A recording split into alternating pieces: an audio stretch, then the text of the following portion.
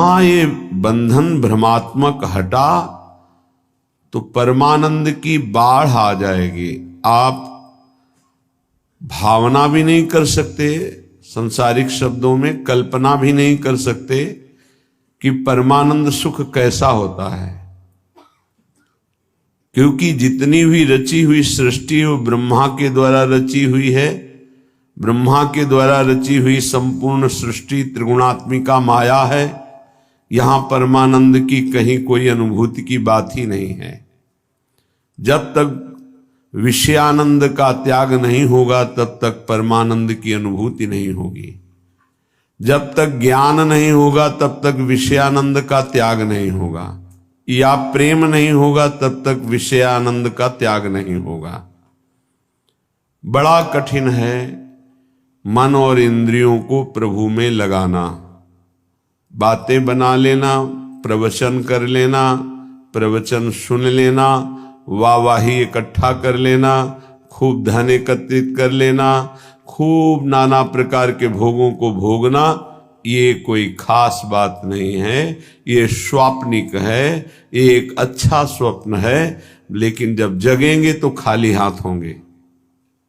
स्वप्न का कोई भी वैभव, भोग, सामग्री, परिवार जागृत होने पर कुछ नहीं होता, कुछ नहीं, 100% झूठा। ऐसे ही ये जो ब्रह्मा के द्वारा रचा हुआ संपूर्ण संसार है, जब आप भगवदानंद का जरा भी अनुभव करेंगे तो जेहि जाने जग जाए हेराई, जागे जथा स्वप्न भ्रम जाई।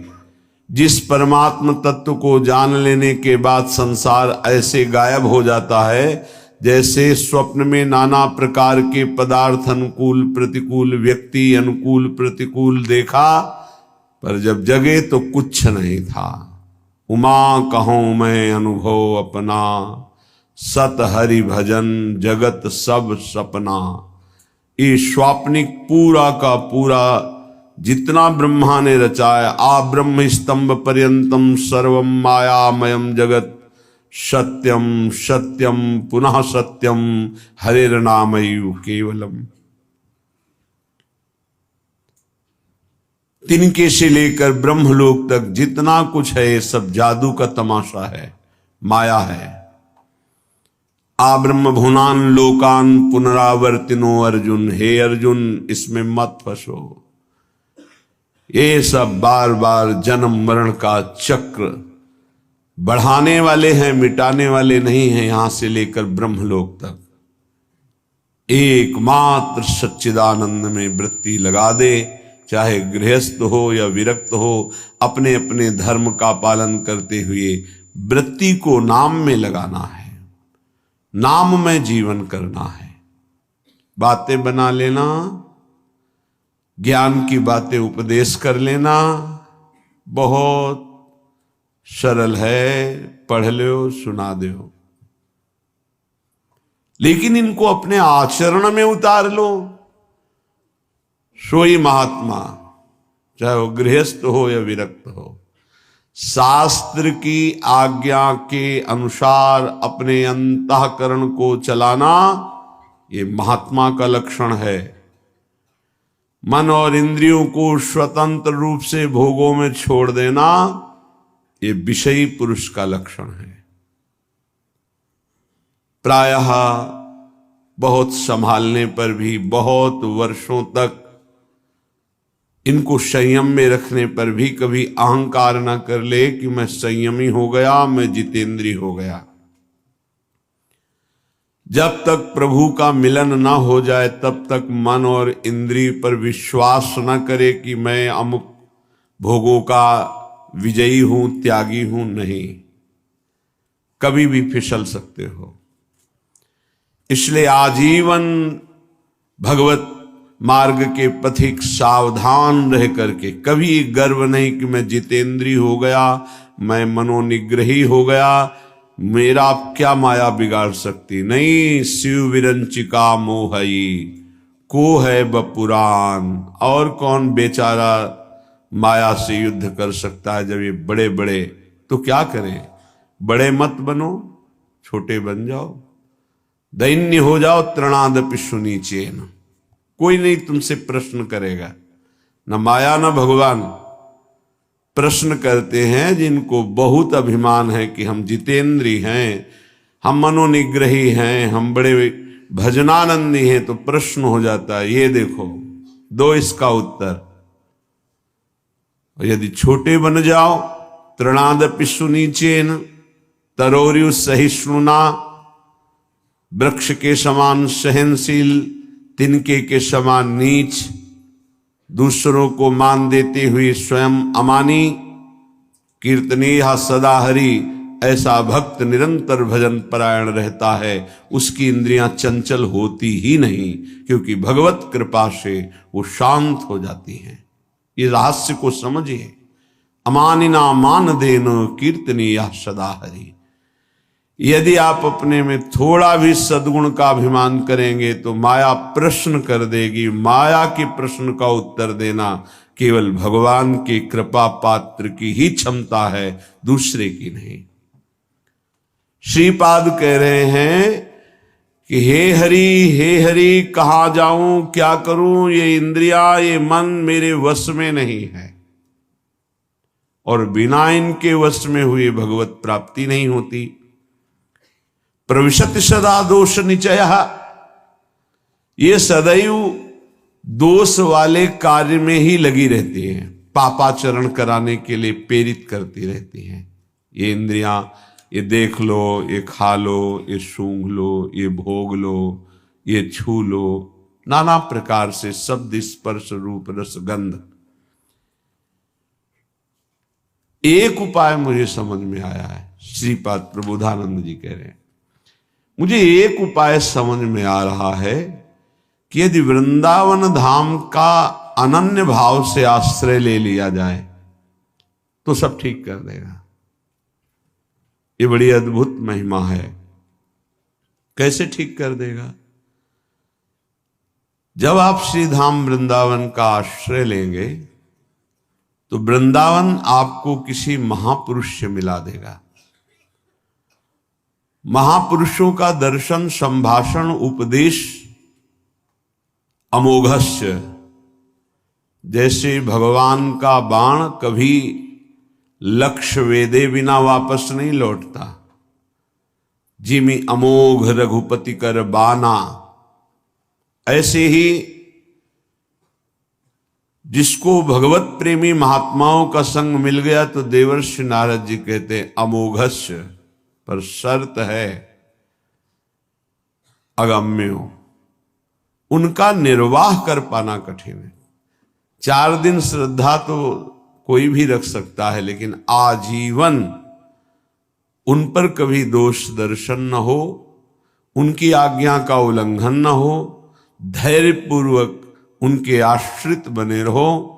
वो प्रभु के द्वारा आपका संबंध कराया गया है।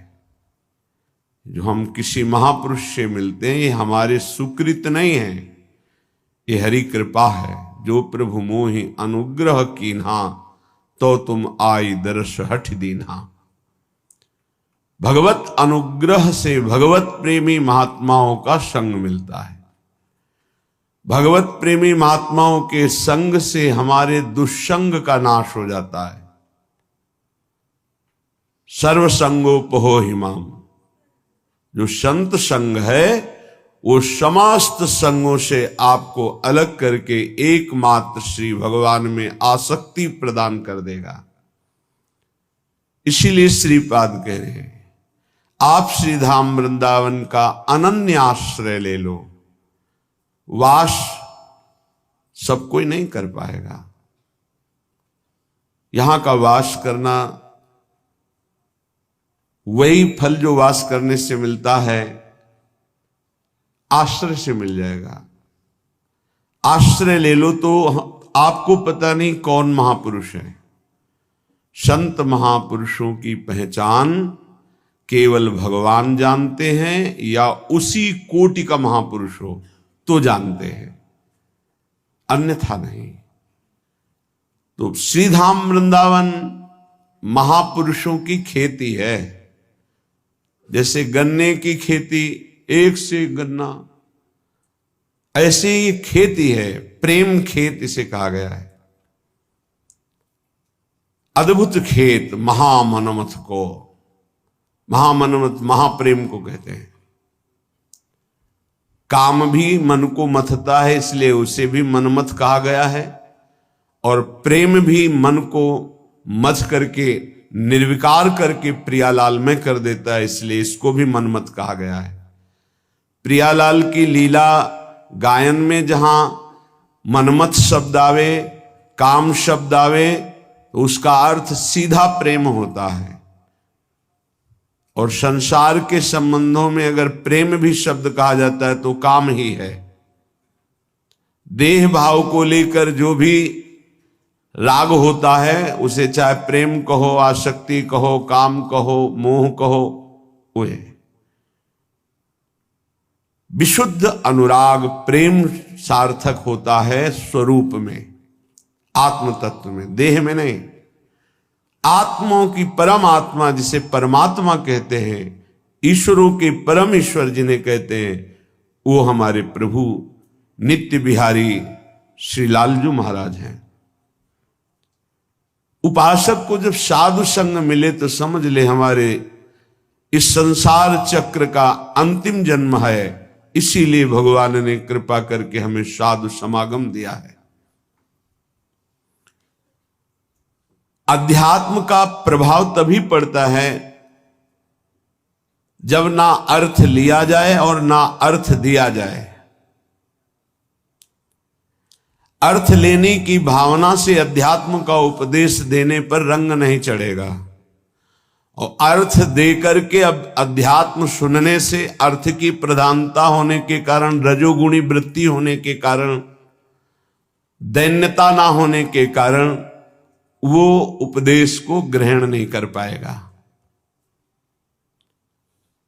जिसके हृदय में केवल भगवत प्राप्ति लक्ष्य है, केवल भगवदानंद लक्ष्य है, उसी लक्ष्य को रख करके चर्चा की जाए। और केवल भगवत कृपा है इसलिए मुझे साधु संग मिला, सुनने को मिला, ये भाव रखा जाए तो कथन और श्रवण से निश्चित भगवत प्राप्ति का मार्ग प्रकाशित हो जाएगा।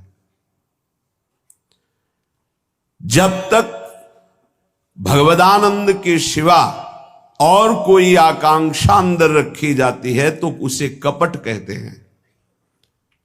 यदि कपट रख करके अध्यात्म की चर्चा की जाए तो उसका कोई प्रभाव न कथन करने वाले पे पड़ता है, न श्रवण करने वाले पे पड़ता है।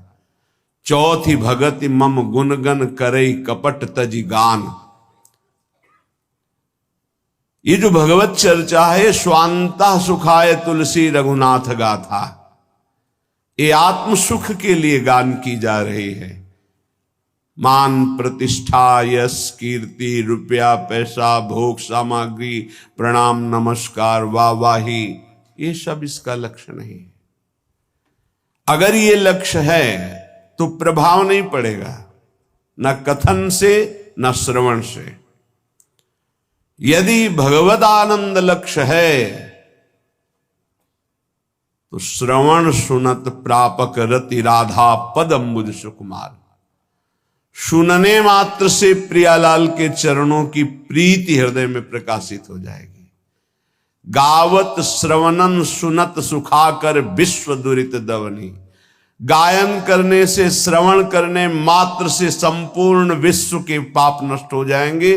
कोई भी कहीं भी हो, यदि वो कान में भगवत चर्चा सुन ले तो श्रवण द्वार जाकर हृदय के संपूर्ण मलिनताओं का, पापों का ये शब्द नाश कर देंगे। क्योंकि निष्काम, निर्विकार, चिदानंद भाव की प्राप्ति के लिए लक्ष्य करके जब चर्चा होती है तो उसमें अद्भुत सामर्थ्य होती है। इसीलिए श्रीपाद कह रहे हैं आप वृंदावन आ जाओ, एक दिन के लिए आ जाओ, इस रज में बैठकर चर्चा सुनो, तुम्हारे हृदय में निश्चित कोई न कोई शब्द अपना अधिकार कर लेगा। और एक शब्द पकड़ लिए पूरे सत्संग में तो आपके जीवन का परिवर्तन हो जाएगा, पक्का। श्रीपाद कह रहे जाति प्राण धनानि यान्तु सुयसो राशि परीक्षीयताम् सद्धर्मा विलयम प्रयान्तु सततम सर्वैश्चर्निर्भर्त्स्यताम् आधिव्याधि सतेन जीर्यतु वपुर्लुप्तो प्रतिकारतः श्री वृंदा विपिनम तथापि न मनाक् त्यक्तुम ममास्ताम मतिः।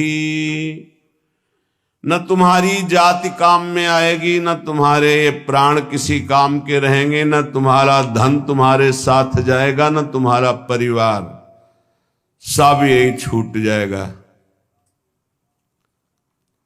देखो, जो पंचभूत हैं वो सबके एक ही हैं। पंचभूतों से बना हुआ है शरीर, जैसे हमारा वैसे ही आपका। इसमें कोई घटा बढ़ी नहीं है कि 80% हमारा, 75% आपका, 100% उनका, ऐसा नहीं। 100% पंचभूतों से जैसे ये बना है ऐसे आपका बना है, और 100% जैसे हमारा भगवान का अंश स्वरूप है आत्मा, वैसे ही आप सबके, किंचन मात्र कोई अंतर किसी से नहीं। ये जो विविध प्रकार के धर्म, लोक धर्मों की व्यवस्था की गई है, वो भगवत प्राप्ति के लिए की गई है। एक दूसरे पर घृणा, नफरत, लड़ाई झगड़ा, ऊंच नीच, इसके लिए नहीं की गई। एक लोक धर्म है। पर जब आप भागवत धर्म में स्थित होने की बात सोचेंगे तो तेज लोक धर्मान, श्री भगवान ने ही संपूर्ण सृष्टि की रचना की ब्रह्मा जी के रूप में। उन्होंने सारी व्यवस्था की युग धर्म के अनुसार। वही भगवान श्री राम जो हरि हैं, जिनके नाभि कमल से ब्रह्मा प्रकट हुए, सबरी जी के सामने बैठे कुश की चटाई पर, बड़े बड़े योगियों के द्वारा पावन किए हुए हृदय कमल में जिनका पधारना कठिन होता है, सबरी माई के सामने बैठे हुए। कौन है सबरी मैया? सब दंडकारण्य के ऋषि, बड़ा ऐसा मतंग ऋषि, सबरी की भावना को पहचाना और अपने पास में कुटिया बनाई और कहा, बेटा तुम निश्चिंत होकर यहां भजन करो। ये बड़े बड़े ब्रह्म ऋषि जन क्यों नहीं समझ पाए सबरी जी को कि इतनी उच्च कोटि की महान भक्ता है?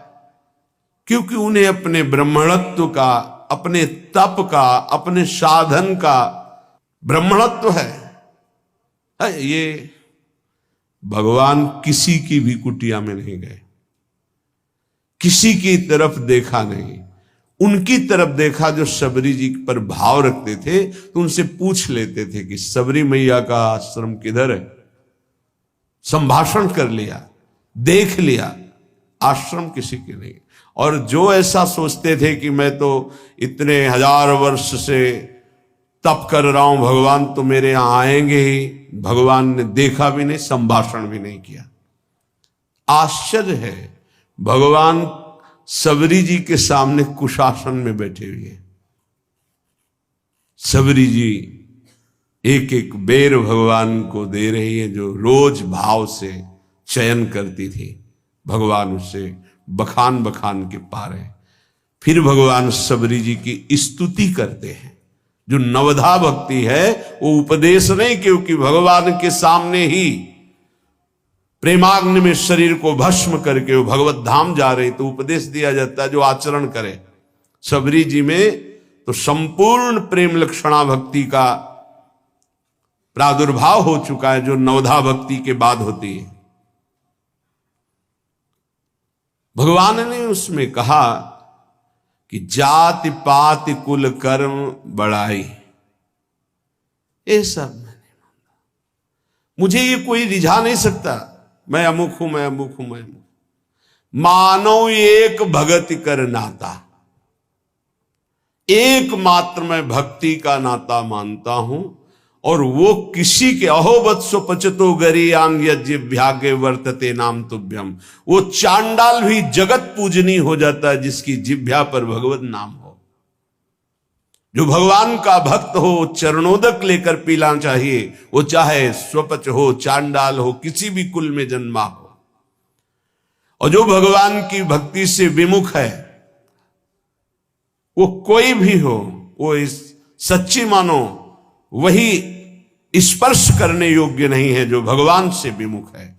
और जो भगवान के सन्मुख है वही सर्व पूजनीय सर्व वंदनीय है। ये केवल एक मर्यादा बनाई गई लोक व्यवहार के संचालन के लिए। सत्य वस्तु ये है कि जो ये शरीर है वही सांप के शरीर है, जो ये आत्मा है वही सांप की एक आत्मा है। इतना भी भेद नहीं, इतना भी अंतर नहीं है। जैसे छोटा भाई बड़े भाई के चरण छूता है तो वो महान नहीं हो गया है, वो नीच नहीं हो गया छोटा भाई, वो बड़ा महान नहीं हो गया। एक मर्यादा है लोक व्यवहार की। तत्वतः दोनों में एक ही आत्म तत्व है, दोनों के एक ही पांच भौतिक शरीर से निर्माण हुआ। ये जो जाति है, जो शरीर है, जो प्राण है, जो धन है, जो परिवार का संबंध है, ये केवल लोकवत है। एक ऐसे ही चंद दिनों में सब छूट जाएगा। ना ये पहले मिला था ना ये बाद में रहेगा, ये बीच में कुछ समय के लिए, जिसे तुम बहुत लंबा समय समझते हो, 70 वर्ष 80 वर्ष, ये कुछ नहीं है। विचार करके देख लीजिएगा। श्रीपाद कह रहे हैं ये सब नष्ट हो जाएगा, छूट जाएगा। जिस लिए आए हो खास बात उसको तुम भूल गए हो। तुम परम धर्म की प्राप्ति के लिए आए हो। सावई पुंसो परो धर्मो ये तो भक्ति अधोक्षजे। भगवान श्री कृष्णचंद्र के चरणारविंद की प्रेम लक्षणा भक्ति नहीं मिली तो जीवन का कोई लाभ आपने प्राप्त नहीं किया। यदि आपको भगवत नाम जप, भगवत लीला गुणानुवाद, भगवत धाम आश्रयवास, भगवत प्रेमी महात्माओं का संग मिल गया तो अब आपके कल्याण में, परम पद की प्राप्ति में कोई संशय नहीं है। हां, थोड़ा धैर्य धारण कीजिए। यदि आपका कोई निरंतर तिरस्कार करे तो भी भजन को छोड़ना मत और भजन को खर्चा मत होने देना। श्रीपाद कह रहे हैं प्रयांतु सततम सर्वैश्च निर्भरताम। तुम्हारी निंदा करे, तुम्हारा अपमान करे, नाराज मत होना, नहीं तुम्हारा भजन खर्चा हो जाएगा। सह जाना तो तुम्हारे रहे हुए पाप नष्ट हो जाएंगे, भजन सुरक्षित, भगवत प्राप्ति। ये युक्ति है अपने भजन को बचाने की, भजन को बढ़ाने की, भजन को पचाने की।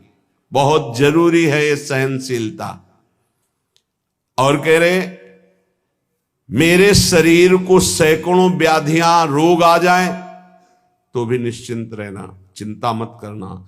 ना भजन छूटने पावे और ना भजन का प्रयोग करना तो निश्चित इसी जन्म में भगवत प्राप्ति हो जाएगी। होता क्या है, 2-4 माला जपा, जहां समस्याएं आई तो भजन भी छूटा और संकल्प भी बना दिया कि प्रभु जो कुछ भी भजन साधन हुआ ये हमारी कामना पूर्ण हो जाए। अगर उसके समान भजन है तो हो जाएगी, नहीं है तो फिर नहीं होगी, तो आस्तिकता भी आपकी नष्ट हो जाएगी। ये परमार्थ है, इसको अंदर से समझने की चेष्टा करो। बाहरी व्यवहार नहीं है, ये अध्यात्म है। लेश मात्र भी भजन छूटने की इच्छा ना रह जाए। ये कैसे होता है? जब भजन से बढ़कर कोई सुखद वस्तु लगती है, व्यक्ति लगता है, परिस्थिति लगती है तो भजन छूट जाता है। ये आप बहुत धैर्यपूर्वक पकड़िए। भजन से बढ़कर जब कुछ लगेगा तभी छूटेगा भजन, नहीं छूटेगा। रक्षति संसार भयात् सदोष मप्य शेष देह भृद वृंदम वृंदावनमिति तेन प्रथितं तन्नोमि काननम किमपि। यहां का एक प्रभाव है कि चाहे जितना पापी नीच दोष युक्त पुरुष हो, जहां वृंदावन का आश्रय और करुणा से कहीं उसको कुछ दिन वास करने की रुचि हुई, तो प्राणी समूह के समस्त पाप और दोषों का नाश करके अनिर्वचनीय भाव अंदर भर देना, यह धाम की कृपा। सत्य सत्य सत्य, अनिर्वचनीय भाव हृदय में भर देना, ये धाम की कृपा। कैसे वाणी की सामर्थ्य नहीं कि श्रीधाम वृंदावन की कृपा की बात बता सके। अपार असीम करुणा वरुणालय। तन्नोमि काननम किमपि, मैं नमस्कार करता हूं कि जिन इंद्रियों को वश में करना, मन को वश में करना बड़ा कठिन है, ये पापाचरण ही कराती रहती हैं। ऐसा पापी पुरुष, दोष युक्त पुरुष कहीं किशोरी जी की कृपा से श्रीधाम आने जाने लगा, सत्संग सुनने लगा, बिहारी जी राधा रमण राधा वल्लभ लाल इनके दर्शन करने लगा, धाम की कृपा से ऐसा अनिर्वचनीय भाव जाएगा कि परिवर्तन हो जाएगा, वो दोष रहित हो जाएगा। बड़ा आश्चर्य होता है। 30-30 वर्ष से व्यसन कर रहे हैं, मदिरा पीना, मांस खाना, व्यभिचार करना और आदि आदि, और वृंदावन से शब्द गया, मिले बाद में पहले निर्विकार हो गए। ये चमत्कार कैसा श्रीधाम वृंदावन का, कि भूमि में बोला गया शब्द गया और उसका परिवर्तन कर दिया। और जिसका शरीर वृंदावन आया, यहां की रज लगी, उसमें अनिर्वचनीय भाव आ जाए तो कौन से आश्चर्य की बात है।